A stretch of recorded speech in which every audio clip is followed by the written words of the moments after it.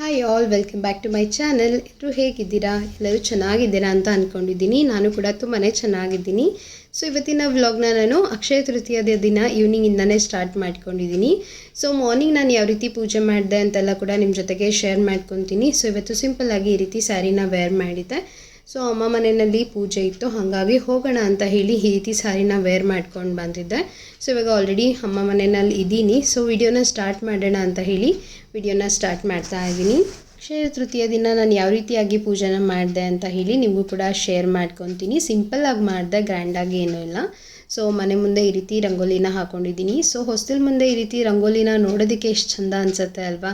So ಏನೋ ಒಂಥರ ಮನಸ್ಸಿಗೆ ನೆಮ್ಮದಿ ಅಂತ ಅನಿಸುತ್ತೆ ರಂಗೋಲಿ ಎಲ್ಲನೂ ಕೂಡ ಈ ಥರ ಹಾಕ್ಕೊಂಡ್ರೆ. ಸೊ ಹಾಗೇ ಪೂಜೆನೂ ಕೂಡ ಬೇಗನೆ ಮುಗಿಸ್ಕೊಂಡೆ ಅಂತ ಹೇಳ್ಬೋದು. ಸೊ ಬಿಕಾಸ್ ಬೆಳಿಗ್ಗೆ ಬೇಗ ಪೂಜೆ ಮಾಡಿದರೆ ತುಂಬಾ ಒಳ್ಳೆಯದು. ಸೊ ಹಾಗಾಗಿ ಆದಷ್ಟು ಬೇಗ ಪೂಜೆ ಮುಗಿಸ್ಕೊಳ್ಳೋಣ ಅಂತ ಹೇಳಿ ಬೆಳಿಗ್ಗೆ ಬೇಗನೆ ಪೂಜೆನ ಮಾಡಿಕೊಂಡೆ. ನೋಡಿ ಈ ರೀತಿ ಸಿಂಪಲ್ಲಾಗಿ ಪೂಜೆನ ಮಾಡ್ಕೊಂಡಿದ್ದೀನಿ. ಸೊ ಹಾಗೇ ನನ್ನ ಹತ್ರ ಕುಬೇರ ಮೂರ್ತಿ ಇತ್ತು ಅಲ್ವಾ, ಸೊ ಅದನ್ನು ಇಟ್ಟು ಪೂಜೆನ ಮಾಡಿದ್ದೀನಿ. ಸೊ ಈ ರೀತಿ ಆಗಿದೆ. ಸೊ ಹಾಗೆ ನೈವೇದ್ಯಕ್ಕೋಸ್ಕರ ನಾನು ಸ್ವಲ್ಪ ಶಾವಿಗೆ ಪಾಯಸ ಮಾಡಿ ನೈವೇದ್ಯ ಮಾಡಿ, ಮಮ್ಮಿ ಹೋಳಿಗೆ ಎಲ್ಲ ಮಾಡ್ತೀನಿ ಇಲ್ಲೇ ಬನ್ನಿ ಅಂತ ಹೇಳಿದರು. ಸೊ ಹಾಗಾಗಿ ನಾನು ಸಿಂಪಲ್ಲಾಗಿ ಶಾವಿಗೆ ಪಾಯಸನ ಮಾಡಿ ನೈವೇದ್ಯ ಮಾಡಿಕೊಂಡು ಅಮ್ಮ ಮನೆ ಹತ್ರ ಹೋದೆ. ಸೊ ಇಷ್ಟೇ, ಅಕ್ಷಯ ತೃತೀಯದ ದಿನ ನಾನು ಅಷ್ಟಾಗಿ ಏನೂ ಶೂಟ್ ಮಾಡ್ಕೊಂಡಿಲ್ಲ. ಸೊ ಹಿಂದಿನ ದಿನ ನಾನು ಏನೆಲ್ಲ ರೆಸಿಪಿ ಮಾಡಿದ್ದೆ ಅಂತ ಹೇಳಿ ನಿಮ್ಮ ಜೊತೆಗೂ ಕೂಡ ಶೇರ್ ಮಾಡ್ಕೊತಾ ಇದ್ದೀನಿ. ಸೊ ಹಿಂದಿನ ದಿನ ನಾನು ಮಧ್ಯಾಹ್ನ ಫ್ರೂಟ್ ಸಲಾಡ್ನ ಮಾಡ್ಕೊಂಡಿದ್ದೆ. ಸೊ ಆ್ಯಪಲ್ಲು, ದಾಳಿಂಬೆ ಎಲ್ಲನೂ ಕೂಡ ಇತ್ತು. ಹಾಗೆ ಕಟ್ ಮಾಡಿ ಕೊಟ್ಟರೆ ತಿನ್ನೋದಿಲ್ಲ ಅಲ್ವಾ? ಸೊ ಹಂಗಾಗಿ ಈ ರೀತಿ ಮಾಡ್ಕೊಳ್ಳೋಣ, ಖಾಲಿ ಆಗುತ್ತೆ ಫ್ರೂಟ್ಸ್ ಕೂಡ ಅಂತ ಹೇಳಿ ಈ ರೀತಿ ಮಾಡ್ಕೊಂಡಿದ್ದೆ. ಆ್ಯಪಲ್ಲು, ದಾಳಿಂಬೆ ಮತ್ತು ಮಾವಿನ ಹಣ್ಣು ಆ್ಯಡ್ ಮಾಡ್ಕೊಂಡಿದ್ದೀನಿ. ಸೊ ಮನೆಯಲ್ಲಿ ಯಾವ ಹಣ್ಣಿರುತ್ತೋ ಅದನ್ನು ಹಾಕ್ಕೊಂಡು ಮಾಡಿಕೊಂಡ್ರೆ ಸಾಕು, ತುಂಬ ರುಚಿಯಾಗಿರುತ್ತೆ. ಸೊ ಜೊತೆಗೆ ಸ್ವಲ್ಪ ಟೂಟಿ ಫ್ರೂಟಿ ಮತ್ತು ಚೆರಿನೂ ಆ್ಯಡ್ ಮಾಡ್ಕೊಂಡಿದ್ದೆ ನಾನಿಲ್ಲಿ. ಸೊ ಚೆನ್ನಾಗಿ ಮಿಕ್ಸ್ ಮಾಡಿಕೊಂಡು ಒಂದು ಬೌಲ್ಗೆ ಸರ್ವ್ ಮಾಡ್ಕೊಂಬಿಡೋಣ. ತುಂಬಾ ಟೇಸ್ಟಿಯಾಗಿರುತ್ತೆ ಫ್ರೂಟ್ ಸಲಾಡು. ಚಿಕ್ಕ ಮಕ್ಕಳಿಗೆ ಹಾಗೆ ಕಟ್ ಮಾಡಿ ಕೊಟ್ಟರೆ ತಿನ್ನೋದಿಲ್ಲ ಅಲ್ವಾ? ಸೊ ಅವ್ರಿಗೆ ಈ ರೀತಿ ಫ್ರೂಟ್ ಸಲಾಡ್ ಕಸ್ಟರ್ಡ್ ಪೌಡರ್ನ ಹಾಕಿ ಮಾಡಿಕೊಟ್ರೆ ತುಂಬ ರುಚಿಯಾಗಿರುತ್ತೆ. ಅವರಿಗೊಂದು ಐಸ್ ಕ್ರೀಮ್ ಥರ ಫೀಲ್ ಬರುತ್ತೆ, ತುಂಬ ಟೇಸ್ಟಿಯಾಗಿರುತ್ತೆ. ಸೊ ಆಲ್ರೆಡಿ ನನ್ನ ಚಾನಲಲ್ಲಿ ಫ್ರೂಟ್ ಸಲಾಡ್ನ ಯಾವ ರೀತಿ ಮಾಡೋದು ಅಂತ ಹೇಳಿ ಶೇರ್ ಮಾಡಿದ್ದೀನಿ. ಸೊ ನಿಮಗೇನಾದರೂ ಬೇಕು ಅಂತ ಅಂದರೆ ಆ ಒಂದು ವಿಡಿಯೋನ ಚೆಕ್ ಮಾಡ್ಕೊಳ್ಳಿ. ಮಧ್ಯಾಹ್ನ ಊಟಕ್ಕೋಸ್ಕರ ನಾನಿಲ್ಲಿ ಆಲೂ ಬಿರಿಯಾನಿನ ಮಾಡ್ಕೊತಾ ಇದ್ದೀನಿ. ಬೇಬಿ ಆಲೂ ಇರುತ್ತೆ ಅಲ್ವಾ, ಸಣ್ಣ ಸಣ್ಣ ಆಲೂ, ಆ ಆಲೂ ಹಾಕ್ಕೊಂಡು ಮಾಡಿಕೊಂಡ್ರೆ ತುಂಬ ರುಚಿಯಾಗಿರುತ್ತೆ. ಸೊ ಹಾಗಾಗಿ ಮಾಡ್ಕೊಳ್ಳೋಣ, ಚೆನ್ನಾಗಿರುತ್ತೆ ಅಂತ ಹೇಳಿ ರೆಡಿ ಮಾಡ್ಕೊತಾ ಇದ್ದೀನಿ. ಸೊ ಕುಕ್ಕರಲ್ಲಿ ಮೊದಲಿಗೆ ನಾನು ಒಂದು 2 ಈರುಳ್ಳಿನ ಈ ರೀತಿ ಉದ್ದಕ್ಕೆ ಕಟ್ ಮಾಡಿ ಹಾಕ್ಕೊಂಡು ಫ್ರೈ ಮಾಡ್ಕೊತಾ ಇದ್ದೀನಿ. ಒಂದು 5 ರಿಂದ 6 ಟೇಬಲ್ ಸ್ಪೂನಷ್ಟು ಎಣ್ಣೆನ ಹಾಕ್ಕೊಂಡು ಈರುಳ್ಳಿನ ಹಾಕ್ಕೊಂಡು ಫ್ರೈ ಮಾಡಿ ಸೈಡಿಗೆ ತೆಗೆದು ಇಟ್ಕೊಳ್ಳೋಣ. ಸೊ ಇದನ್ನು ಬೇರೆ ಕಡೆಯಲ್ಲಿ ಮಾಡ್ಕೊಳ್ಳೋದಕ್ಕಿಂತ ಈ ರೀತಿ ಕುಕ್ಕರಲ್ಲಿ ಹೆಂಗಿದ್ರು ನಾವು ಬಿರಿಯಾನಿ ಮಾಡ್ತೀವಿ ಅಲ್ವಾ? ಸೊ ಇದರಲ್ಲೇ ಮಾಡ್ಕೊಳ್ಳೋಣ ಅಂತ ಹೇಳಿ ಇದರಲ್ಲೇ ಫ್ರೈ ಮಾಡ್ಕೊತಾ ಇದ್ದೀನಿ. ಇನ್ನೊಂದು ಸ್ವಲ್ಪ ಇದು ಗೋಲ್ಡನ್ ಬ್ರೌನ್ ಬಂದರೆ ಸಾಕು, ಸ್ವಲ್ಪ ಕ್ರಿಸ್ಪಿ ಆಗಿದ್ದರೆ ತುಂಬ ಚೆನ್ನಾಗಿರುತ್ತೆ ನೋಡಿ ಈ ರೀತಿಯಾಗಿ. ಸೊ ಅದೇ ಕುಕ್ಕರಲ್ಲೇ ನಾನು ನೆಕ್ಸ್ಟ್ ಒಗ್ಗರಣೆನ ಮಾಡ್ಕೊತೀನಿ. ಸೊ ಅದೇ ಆಯಿಲೇ ಇದೆ ಅಲ್ವಾ? ಸೊ ಮತ್ತೇನು ಎಕ್ಸ್ಟ್ರಾ ಆಯಿಲ್ನ ಆ್ಯಡ್ ಮಾಡ್ಕೊಳ್ಳೋದಿಲ್ಲ.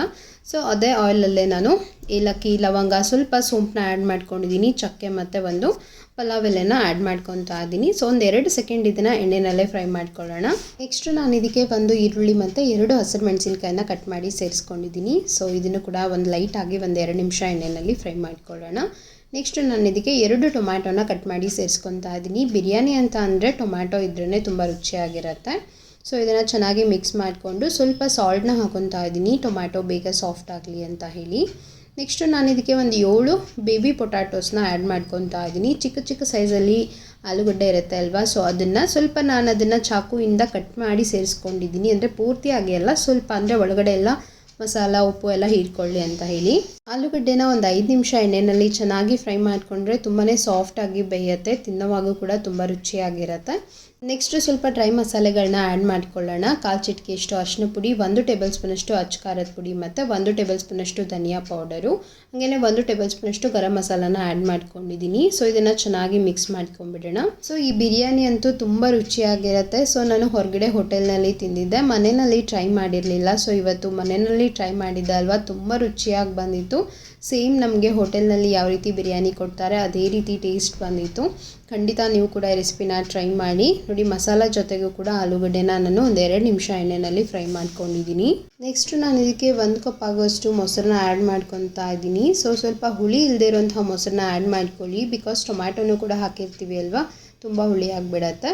ಒಂದು 2 ನಿಮಿಷ ಇದನ್ನು ಕೂಡ ಮೊಸರಿನಲ್ಲಿ ಫ್ರೈ ಮಾಡ್ಕೊಳ್ಳೋಣ. ನೆಕ್ಸ್ಟು ನಾನು ಅದಕ್ಕೆ ನೆನೆಸಿ ಇಟ್ಕೊಂಡಿರುವಂತಹ ಬಾಸುಮತಿ ಅಕ್ಕಿನ ಹಾಕೊತಾ ಇದ್ದೀನಿ. ಒಂದು ಅರ್ಧ ಗಂಟೆ ನೆನೆಸಿ ಇಟ್ಕೊಂಡಿದ್ದೆ, ಅಂದರೆ ಸಾಫ್ಟಾಗಿ ಬರುತ್ತೆ, ಅನ್ನ ತುಂಬ ರುಚಿಯಾಗಿರುತ್ತೆ.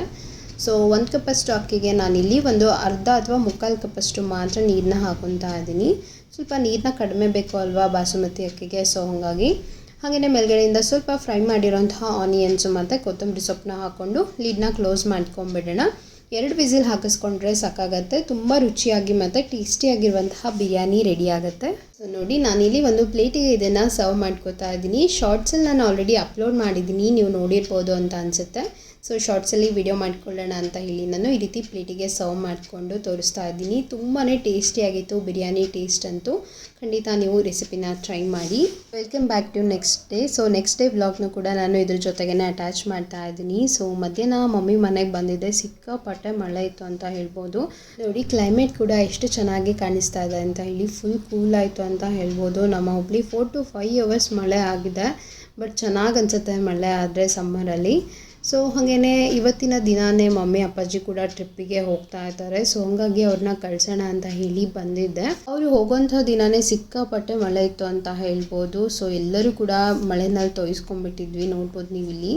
ಸೊ ಅವರು ಒಂದು ಲೊಕೇಶನ್ನ ಕೊಟ್ಟಿದ್ರು, ಅಲ್ಲೇ ಎಲ್ಲರೂ ಬಂದು ಆಮೇಲೆ ಅಲ್ಲಿಂದನೇ ಬಿಡೋದು ಅಂತ ಹೇಳಿ. ಸೊ ಹಾಗಾಗಿ ಒಂದು 45 ಮೆಂಬರ್ಸ್ ಹೋಗ್ತಾ ಇದ್ದಾರೆ. ಅವರು ಚಾರ್ಧಾಮ್ ಯಾತ್ರಾಗೆ ಹೋಗ್ತಾ ಇರೋದು, ಕೇದಾರ್, ಬದ್ರಿ. ಸೊ ಆ ರೀತಿಯಾಗಿ ತುಂಬ ಪ್ಲೇಸಸ್ ಇದೆ. ಸೊ 8 ಅಥವಾ 9 ಜ್ಯೋತಿರ್ಲಿಂಗಗಳಿಗೆ ಅವರು ಕರ್ಕೊಂಡು ಹೋಗ್ತಾರೆ. ಸೊ ಈ ಬಸ್ಸಿನ ನಿಮ್ಗೆ ಏನಾದರೂ ಡೀಟೇಲ್ ಇನ್ಫಾರ್ಮೇಷನ್ ಬೇಕು ಅಂತ ಅಂದರೆ ಖಂಡಿತ ನನಗೆ ಕಾಮೆಂಟ್ ಸೆಕ್ಷನಲ್ಲಿ ತಿಳಿಸಿ, ನಾನು ಇನ್ಫಾರ್ಮೇಷನ್ನ ನಿಮಗೆ ಶೇರ್ ಮಾಡ್ಕೊತೀನಿ. ಬಸ್ ಕೂಡ ತುಂಬಾ ಚೆನ್ನಾಗಿದೆ, ಲಕ್ಸುರಿ ಆಗಿದೆ, ಒಳಗಡೆ ಸೀಟ್ ಕೂಡ ಅಷ್ಟೇ ಕಂಫರ್ಟೇಬಲ್ ಆಗಿದೆ ಅಂತ ಹೇಳ್ಬೋದು. ಸೊ ಇವರು ಹೋಗ್ತಾ ಇರೋದು 25 days ಟ್ರಿಪ್, ಆಲ್ಮೋಸ್ಟ್ 1 month ಅಂತಲೇ ಹೇಳ್ಬೋದು. ಸೊ ಹಾಗಾಗಿ ಇವರ ಫೆಸಿಲಿಟಿ ಕೂಡ ತುಂಬಾ ಚೆನ್ನಾಗಿದೆ. ಸೊ ಇದ್ರದ್ದು ಏನಾದರೂ ಡೀಟೇಲ್ ಇನ್ಫಾರ್ಮೇಷನ್ ಬೇಕು ಅಂದರೆ ಕಾಮೆಂಟ್ ಸೆಕ್ಷನ್ನಲ್ಲಿ ತಿಳಿಸಿ, ನಾನು ನಿಮಗೆ ಎಲ್ಲನೂ ಕೂಡ ಶೇರ್ ಮಾಡ್ತೀನಿ. ಈ ಮಂತು ಅವ್ರದ್ದು ಟ್ರಿಪ್ ಆದಮೇಲೆ ನೆಕ್ಸ್ಟ್ ಇನ್ನೊಂದು ಬ್ಯಾಚ್ಗೂ ಕೂಡ ಅವರು ಕರ್ಕೊಂಡು ಹೋಗ್ತಾರೆ ನೆಕ್ಸ್ಟ್ ಮಂತು. ನಿಮ್ಗೆ ಏನಾದರೂ ಇನ್ಫಾರ್ಮೇಷನ್ ಬೇಕು ಅಂತ ಅಂದರೆ ಖಂಡಿತ ನನಗೆ ಕಾಮೆಂಟ್ ಸೆಕ್ಷನಲ್ಲಿ ತಿಳಿಸಿ, ನಾನು ಅದ್ರದ್ದೊಂದು ಸಪ್ರೇಟಾಗಿ ವ್ಲಾಗ್ನ ಮಾಡ್ತೀನಿ. ಅವತ್ತಿನ ದಿನವೇ ನಮ್ಮ ಅತ್ತೆ ಮಾವ ಅವ್ರದ್ದು ಕೂಡ ಆ್ಯನಿವರ್ಸರಿ ಇತ್ತು. ಸೊ ಹಾಗಾಗಿ ಹಿಂದಿನ ದಿನ ಸಾಯಂಕಾಲ ಸ್ಯಾರಿ ತೊಗೊಂಬರೋಣ ಅಂತ ಹೇಳಿ ಹೋಗಿದ್ವಿ. ರೆಗ್ಯುಲರ್ ಆಗಿ ನಾನು ಇಲ್ಲೇ ಸ್ಯಾರಿನ ತೊಗೊಳ್ಳೋದು, ಪ್ರಿನ್ಸ್ ಅಂತ ಹೇಳಿ ಹುಬ್ಳಿನಲ್ಲಿ ತುಂಬಾ ಚೆನ್ನಾಗಿ ಕಲೆಕ್ಷನ್ಸ್ ಇರುತ್ತೆ ಅವ್ರ ಹತ್ರ.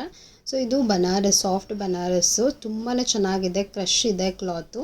ಎಷ್ಟು ಸಾಫ್ಟ್ ಆಗಿದೆ ಅಂತ ಅಂದರೆ ಸ್ಯಾರಿ ವೇರ್ ಮಾಡಿದಾಗ ತುಂಬಾ ಕಂಫರ್ಟಬಲ್ ಆಗಿರುತ್ತೆ.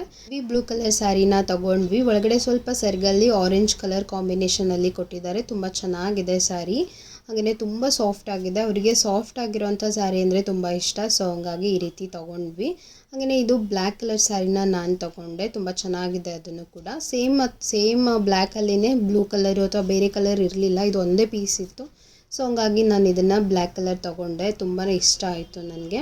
ಸ್ಯಾರಿ ಹೇಗಿದೆ ಅಂತ ಹೇಳಿ ಕಾಮೆಂಟ್ ಸೆಕ್ಷನಲ್ಲಿ ತಿಳಿಸಿ. ಅಪ್ಪಾಜಿ ಅಮ್ಮ ಯಾತ್ರೆಗೆ ಹೋಗೋ ದಿನಾನೇ ನಮ್ಮ ಅತ್ತೆ ಮಾವಂದು ಕೂಡ ಆ್ಯನಿವರ್ಸರಿ ಇತ್ತು. ಸೊ ಹಾಗಾಗಿ ನನಗೆ ಹೋಗೋದಕ್ಕೆ ಆಗಲಿಲ್ಲ. ಸೊ ನನ್ನ ಹಸ್ಬೆಂಡ್ ಹೋಗಿ ಆ್ಯನಿವರ್ಸರಿನ ಸೆಲೆಬ್ರೇಷನ್ ಮಾಡಿ ಬಂದರು. ಸೊ ಆ ಫೋಟೋನು ಕೂಡ ನಿಮಗೆ ಶೇರ್ ಮಾಡಿರ್ತೀನಿ ನೋಡಿ. ಸೊ ಇಷ್ಟೇ ಇವತ್ತಿನ ವ್ಲಾಗ್. ಹೇಗೆ ಅನ್ನಿಸ್ತು ಅಂತ ಹೇಳಿ ಕಾಮೆಂಟ್ ಸೆಕ್ಷನಲ್ಲಿ ತಿಳಿಸಿ. ಸೊ ಇಲ್ಲಿಗೆ ನನ್ನ ವ್ಲಾಗ್ನ ಎಂಡ್ ಮಾಡ್ತಾ ಇದ್ದೀನಿ. ಇಷ್ಟ ಆದರೆ ಖಂಡಿತ ಒಂದು ಲೈಕ್ ಮಾಡಿ. ನೆಕ್ಸ್ಟ್ ವಿಡಿಯೋದಲ್ಲಿ ಸಿಗೋಣ. ಬಾಯ್.